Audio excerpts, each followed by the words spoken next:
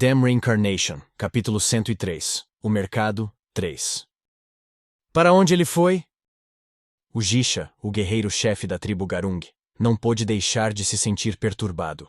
Ele havia perdido de vista o traficante de escravos. O homem poderia ter escapado? Mas realmente teria fugido, deixando para trás os elfos que pagou tanto dinheiro para comprar, e até mesmo sua própria esposa?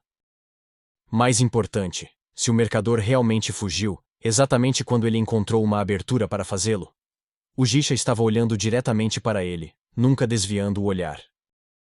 Na verdade, havia piscado algumas vezes. Como era apenas humano, o Jisha definitivamente não poderia ficar sem piscar. Foi precisamente durante esse piscar de olhos. Esse intervalo de tempo foi longo o suficiente para Eugene acelerar para longe de sua posição.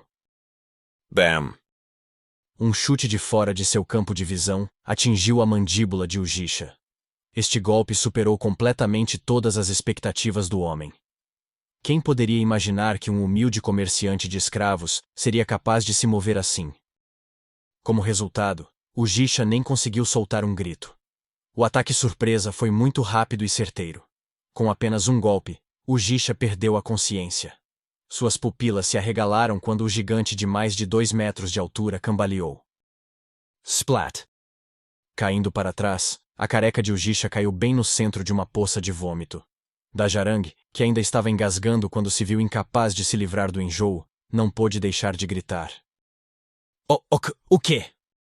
Sem nem mesmo limpar o vômito que manchava sua boca, Dajarang deu um pulo para trás. Pelo menos, tentou pular para trás.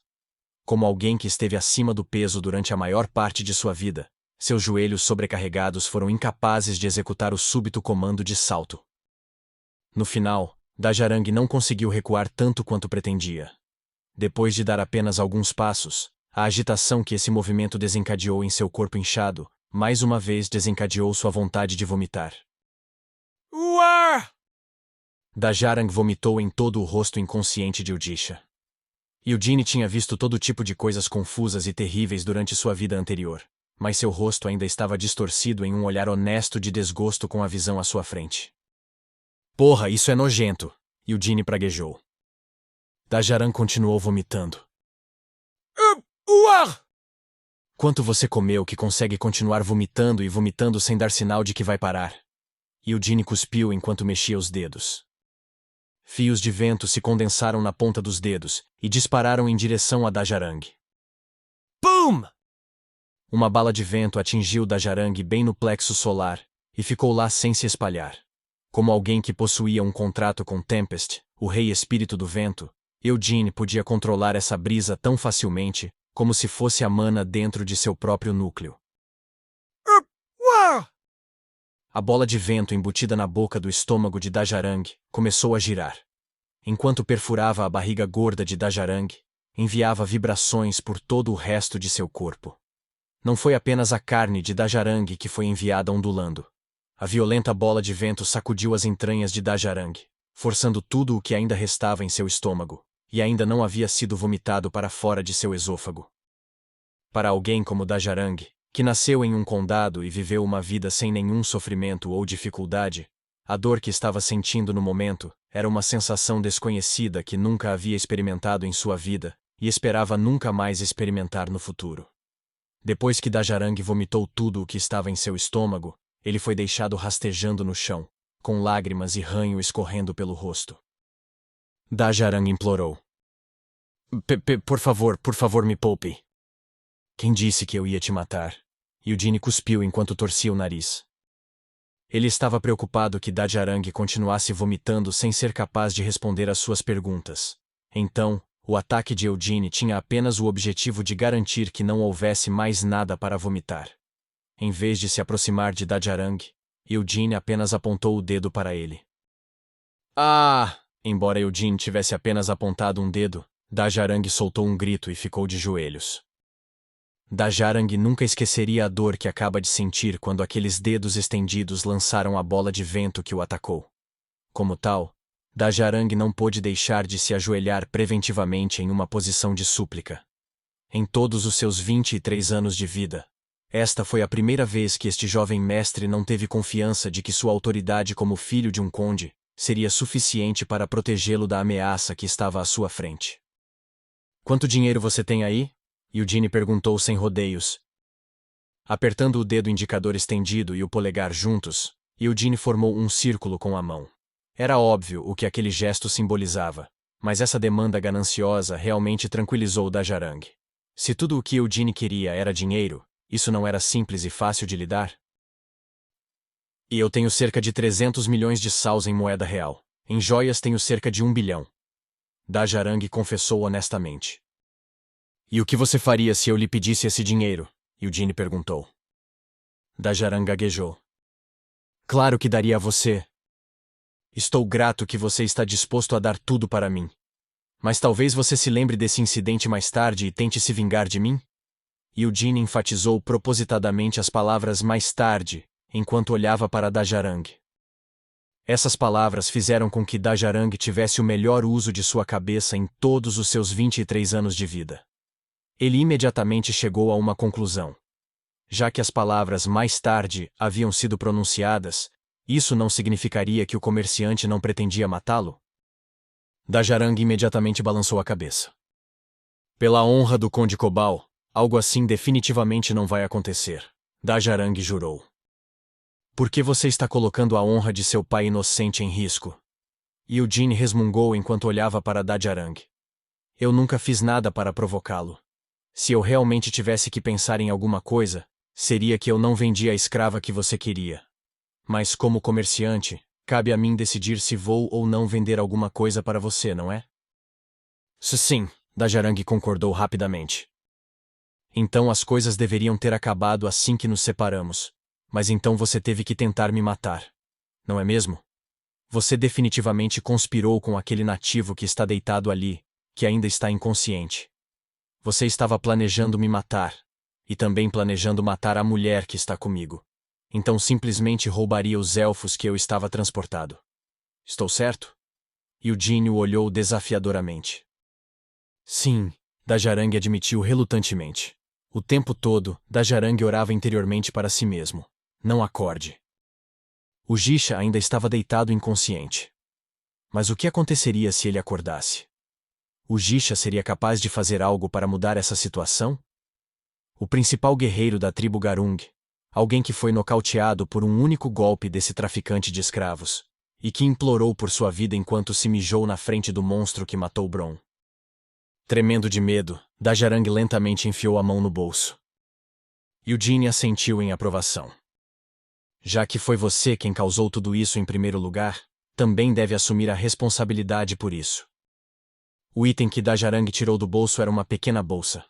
Dajarang a virou de cabeça para baixo e a sacudiu. Várias caixas grandes de joias caíram com um baque. Este é o preço que você pagou para manter sua vida. Eugene o advertiu enquanto olhava para Dajarang com olhos semicerrados. Se tentar me encontrar novamente, então não poderá me pagar apenas com joias. Eu realmente tomarei sua vida como o custo de seus pecados. O rosto de Eugene estava disfarçado. A identidade que ele usou para entrar em Samar também era falsa. E em primeiro lugar, desde que realmente entrou na floresta, nunca usou sua carteira de identidade. Quanto à moeda e às joias que estava tirando de Dajarang, coisas como essas podem ser lavadas de forma limpa, não importa a quantidade. Mesmo assim, Eugene ainda deu um aviso a Dajarang. Então, convocou uma brisa que carregou as pesadas caixas de joias até ele. Só então o Jisha abriu os olhos com um gemido.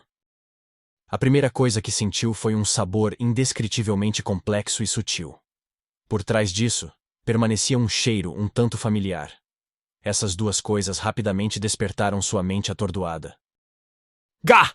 O Jisha gritou enquanto se levantava rapidamente. Enquanto raspava o vômito que cobria sua cabeça e rosto, o Jisha rapidamente observou o ambiente.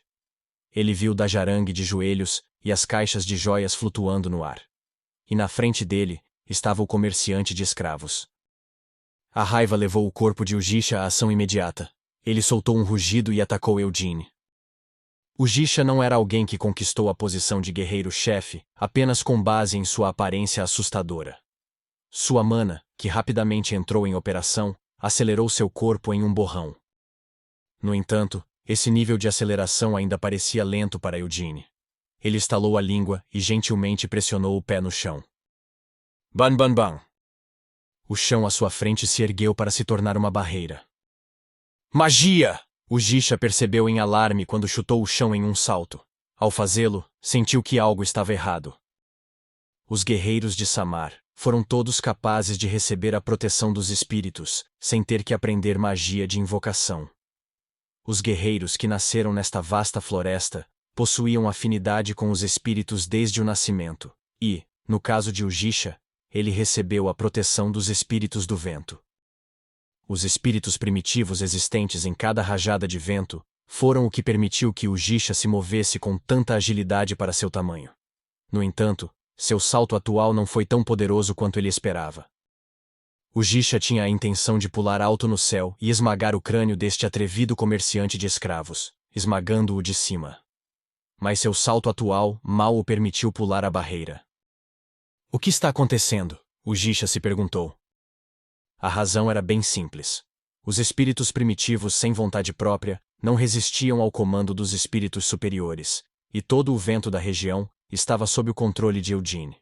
Em outras palavras, a compatibilidade de Ujisha com Eugene era absolutamente a pior. Eugene acenou com a mão direita para Ujisha. Roar!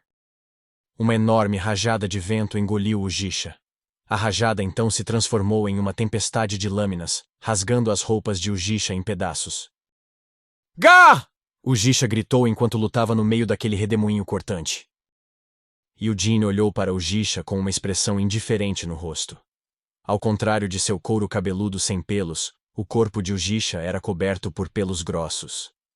Eugene assentiu para si mesmo e cerrou os punhos. Bang! A rajada de vento explodiu.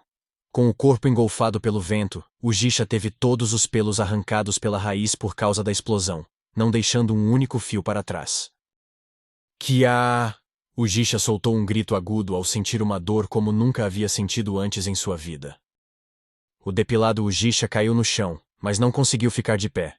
Eugene levantou outra rajada de vento que ergueu Ujisha de volta ao ar. Solte-me! Ujisha exigiu enquanto tentava de alguma forma se livrar das garras do vento. O núcleo de Ujisha se agitou enquanto ele espremeu tudo o que pôde de sua mana, e orou sinceramente aos espíritos que lhe concederam sua proteção. Além disso, até ativou a feitiçaria de batalha da tribo Garung. A feitiçaria de batalha da tribo Garung emprestava o poder da alma.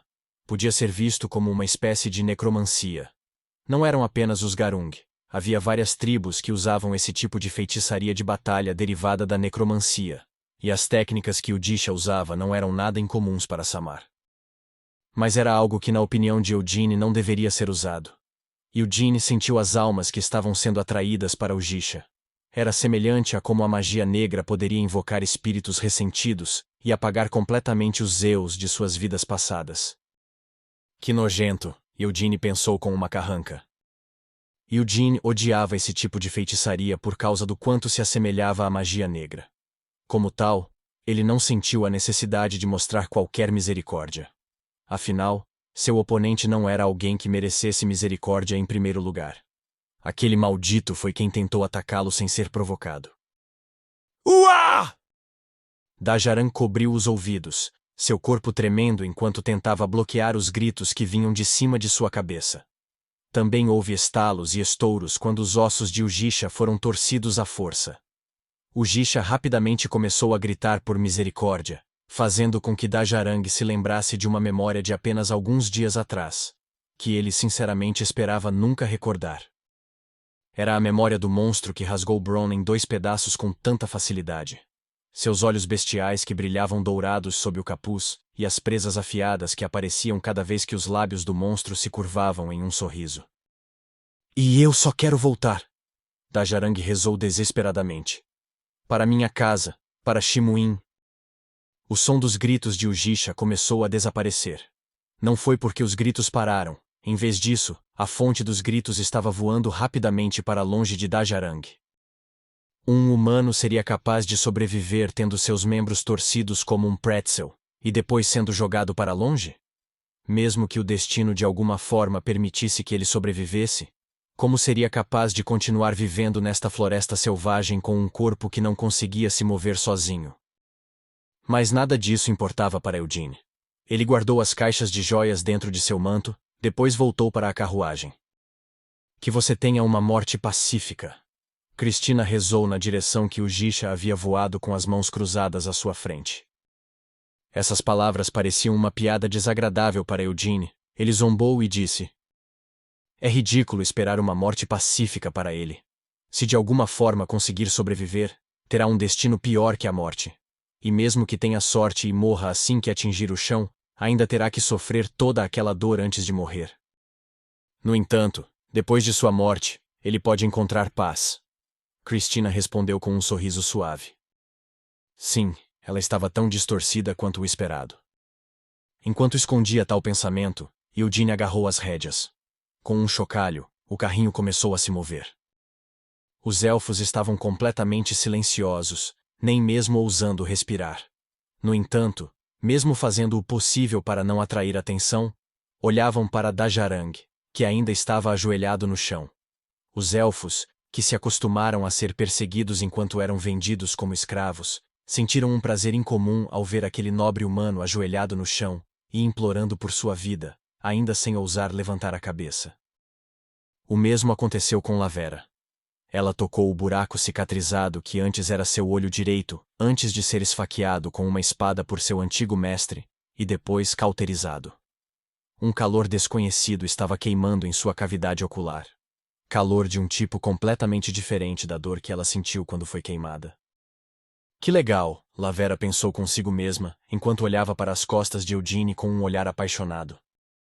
Acho que você provavelmente deveria ir para o oeste, disse Signard vagamente.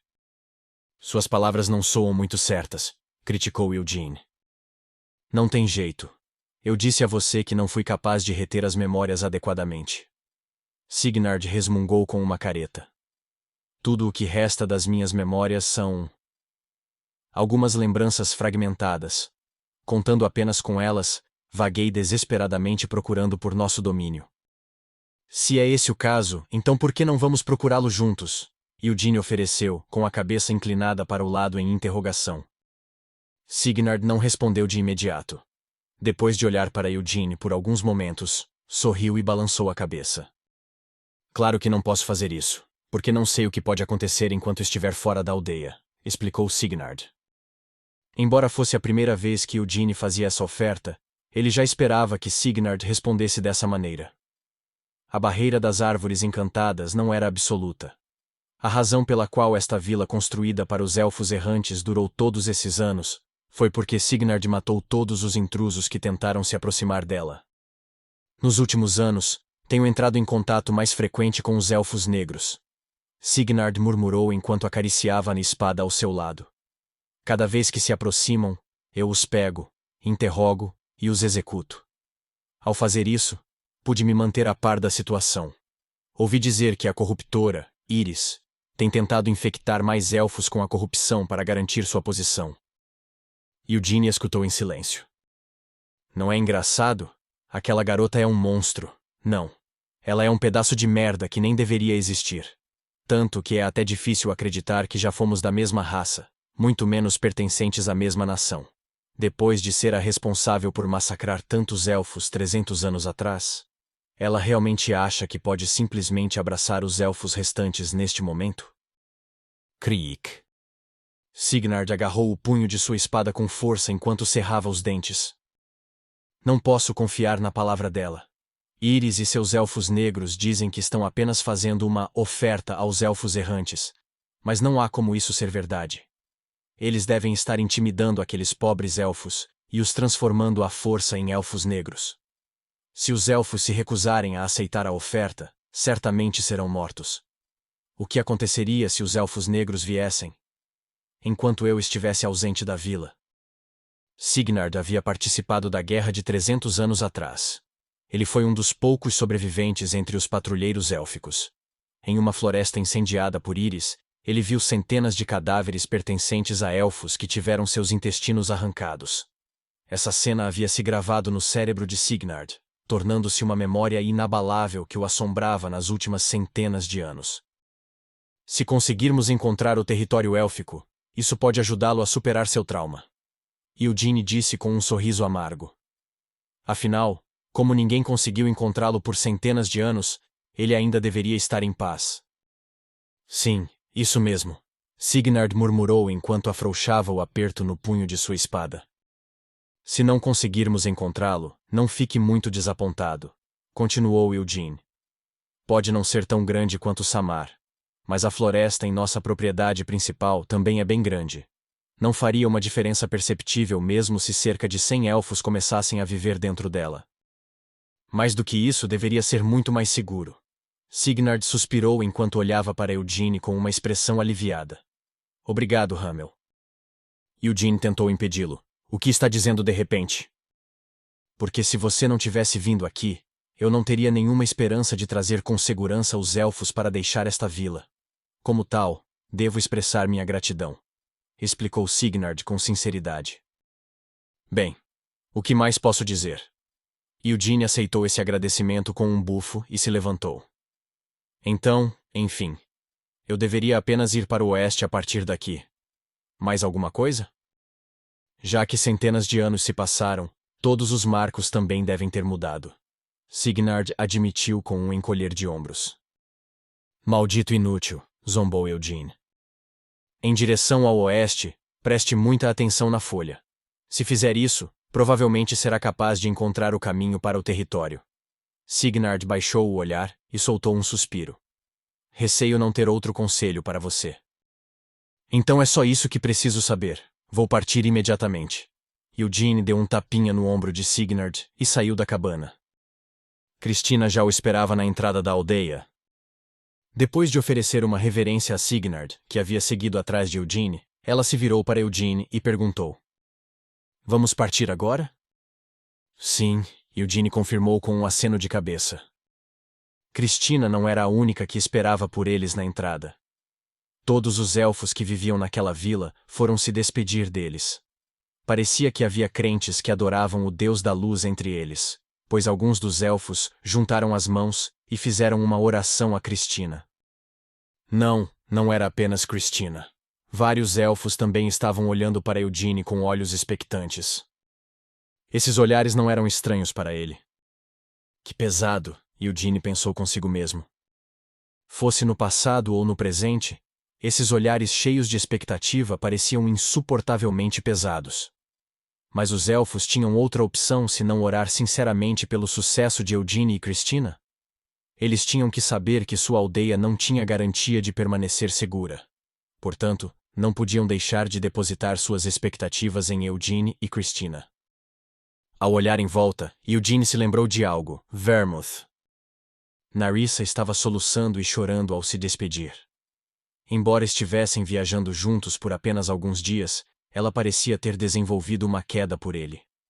Mesmo enquanto chorava, olhava para Eugene com admiração em seus olhos cheios de lágrimas. Lavera também estava olhando para ele com olhos semelhantes aos de Narissa. Terminando o pensamento, Eugene perguntou ao velho amigo: Tudo isso parece ainda mais pesado para você do que para mim? Todos chamando-o de herói e tendo que suportar as expectativas de todos. Não importa onde ele fosse, aqueles que reconheciam Vermouth sempre pediam a ele para salvar o mundo, derrotar os reis demônios e vingar a morte de seus filhos, pais e amigos. Eu odiaria ser um herói. Eugene inconscientemente cuspiu seus verdadeiros sentimentos. Hã? Cristina virou-se para Eugene com uma expressão confusa. É assim que me sinto, murmurou Eugene, encolhendo os ombros.